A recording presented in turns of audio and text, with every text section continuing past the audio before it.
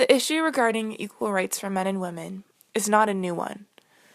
Dating back to the beginning of time, women have been considered inferior to men. Social issues regarding ethnicity, culture, behavior, economy, and employment all play a significant role in how women were and are viewed throughout time. During the 1960s, however, things took a drastic turn for the better. Feminists and activists around America were standing up for what they believed in and their own rights. Three exceptional women stood out during these movements and campaigns. Their names are Germaine Greer, Gloria Steinem, and Betty Friedan. All of these women tried their hardest for their voice to be heard by men and women everywhere.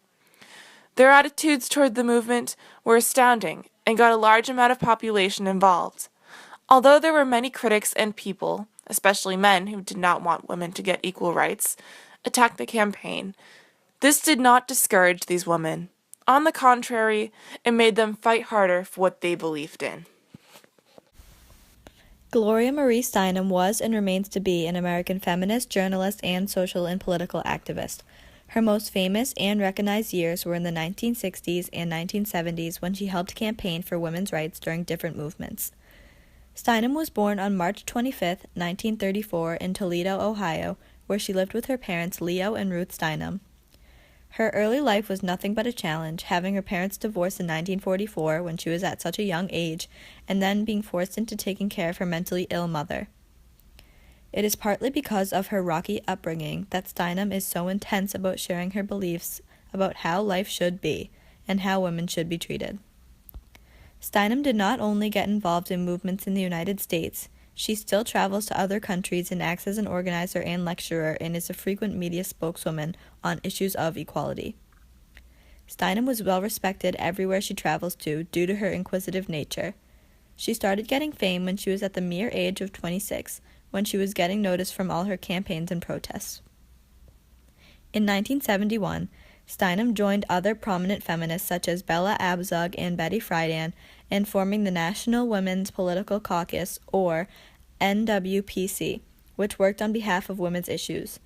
The NWPC describes itself as a national multi-partisan grassroots organization in the United States dedicated to recruiting, training, and supporting women who seeked elected and appointed offices. In other words, it was an organization full of people who dedicated their lives to helping women fulfill their destiny by working right alongside men for equal rights and even pay. Steinem is also a talented writer. She wrote 10 very successful novels, all on the topic of feminism or something of that nature. In a recent book, published in 2015, Steinem wrote, "Sometimes I think the only real division into two is between people who divide everything into two and those who don't." She wants the world to be conjoined into one community between men and women.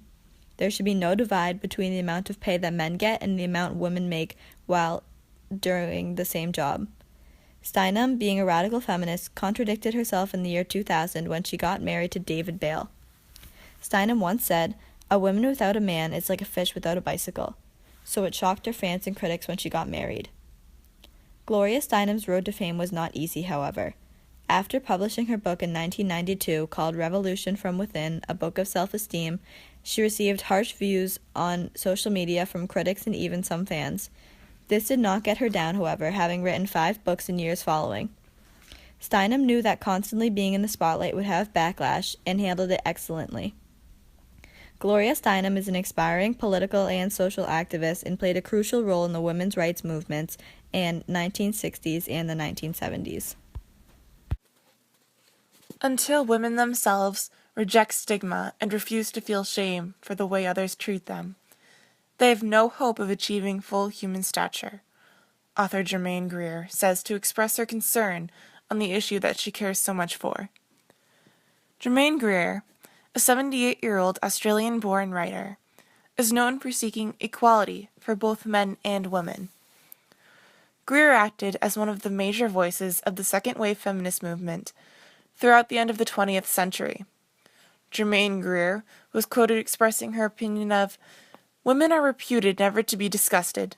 The sad fact is they often are, but not with men.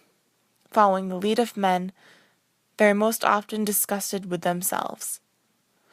Instead of working hard to stand up for themselves, Greer emphasizes that gender stereotypes are starting to be believed by women themselves. As a spokesperson, Germaine Greer wants women to beat gender inequality. An example of this is when Greer once said, "Yet if a woman never lets herself go, how will she ever know how far she might have got? If she never takes off her high-heeled shoes, how will she ever know how far she could walk or how fast she could run?" Germaine Greer has had a goal to put a stop to the gender stereotypes against women, and by pointing out the issues in society, she makes a difference. Women's rights leader and activist Betty Friedan was born in 1921 to Russian Jewish immigrants. A graduate of Smith College in 1942, Friedan trained as a psychologist but became a suburban housewife and mother in New York, supplementing her husband's income by writing freelance articles to women's magazines. She conducted surveys of her Smith classmates at a 15-year reunion. Friedan found that most of them were like she was, dissatisfied suburban housewives. This research turned into The Feminine Mystique, a book regarded as one of the most influential nonfiction books of the 20th century, as it helped ignite the women's movement in the 1960s and 70s, transforming American society and culture.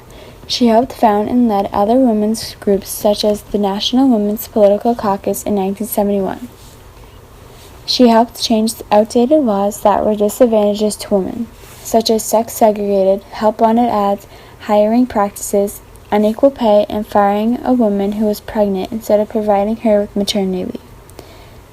Since the 1970s, Friedan published several more books, taught at New York University and the University of South California, as well as lectured widely at women's conferences around the world. Friedan's vision, passion, foresight, and hard work helped create a society where women are more equal to men and have more choices when deciding how to live their lives. Friedan has made a lasting impact on American society. Today, segregation of the sexes is still a modern issue faced in society. Help to do your part, like these women, to promote gender equality.